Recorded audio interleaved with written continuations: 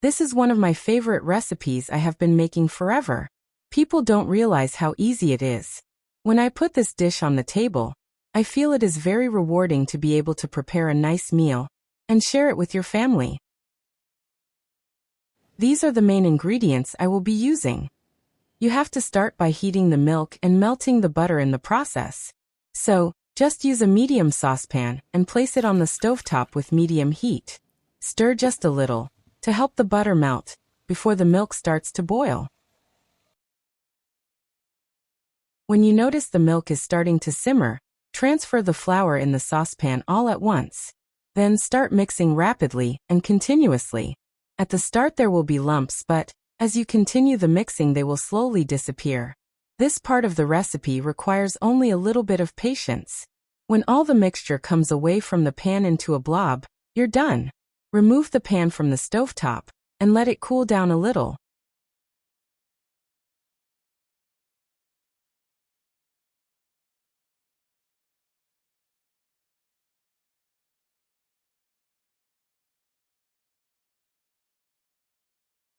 In the meantime, prepare the baking dish by rubbing with butter and topping with breadcrumbs.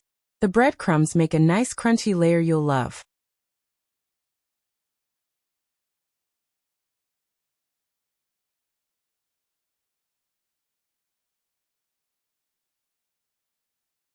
Grate the cheese at this time too. Then start separating the eggs. The egg whites in a large bowl and yolks in a small one.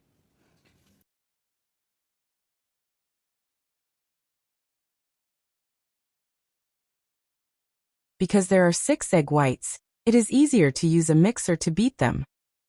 How do I know when the egg whites are properly beaten? When the soft peaks are beginning to form, I tilt the bowl, and if the foam slides in the bowl I keep mixing. Look, now the foam is more stiff and it doesn't slide. It's done.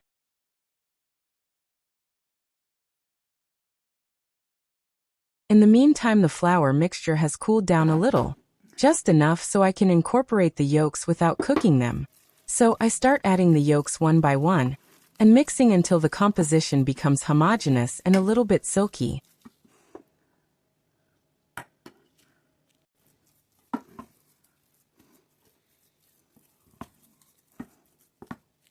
Now you can really finalize the composition by adding all the parts together. Starting with the flour mixture, added by tablespoon in the larger bowl with the egg whites. Doing it like this makes easier to combine the two parts without deflating the egg whites completely. And of course, you have to be gentle when mixing.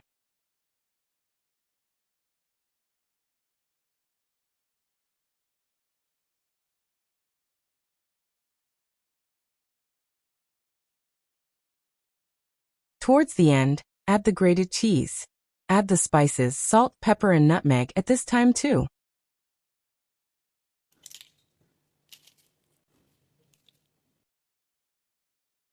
Then, keep mixing until the composition looks uniform.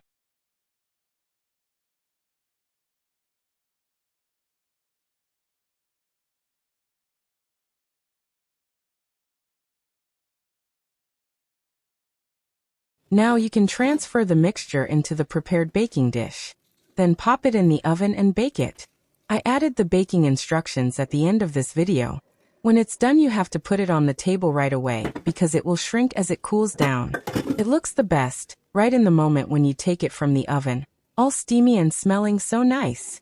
Because of this I had no time to take a picture, it got eaten very fast. Luckily, I made it so many times in the past, and I had a nice picture to show how the finished product should look like. These are the baking instructions. Mon joli soufflé. Well, this is how the French call it. Enjoy.